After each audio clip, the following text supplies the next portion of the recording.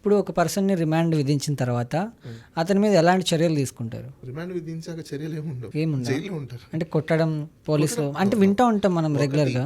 Police వాళ్ళకి కొట్టే power లేదు, అబ్యూస్ చేసే పవర్ లేదు, తిట్టే పవర్ లేదు, మిమ్మల్ని ఎలా పడితే అలా బిహేవ్ చేసే పవర్ లేదు. పోలీస్ వాళ్ళకు ఉన్నది ఒకటే ఒక పవర్ ఏంటి అంటే ఇంట్రాగేషన్ చేయడానికి. ఇంట్రాగేషన్ అంటే అర్థం ఏంటి? క్వశ్చనింగ్ చేయడం, అడగడం, ఇన్ఫర్మేషన్ తీసుకోవడం.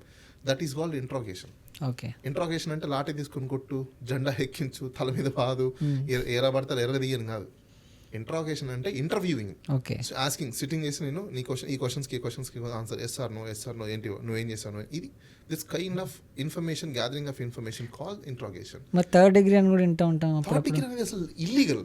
థర్డ్ డిగ్రీ చేశారంటే డీకే బోస్ కేసు ఒకటి ఉంది, దాని ప్రకారంగా వీళ్ళని తీసుకెళ్ళి పోలీసు వాళ్ళని తీసుకెళ్ళి లోపల పెడతారు. అప్పుడు అదొకటి ఉంది. ఇంకొకటి, పోలీస్ కస్టడీలో ఉన్నారు అంటే మీరు చాలా సేఫర్ కస్టడీలో ఉన్నారని అర్థం.